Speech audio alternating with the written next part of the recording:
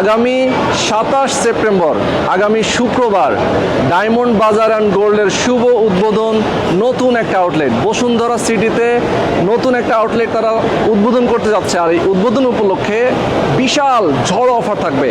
Diamond and গোল্ডের বিশাল সমারোহ তাদের এই শোরুমে। নতুন আউটলেট উপলক্ষে তারা বিশেষ ডিসকাউন্ট দিচ্ছে, বিশেষ ছাড় দিচ্ছে। চলেন আমরা এই রোটা ধরে একটু সামনে আগাই।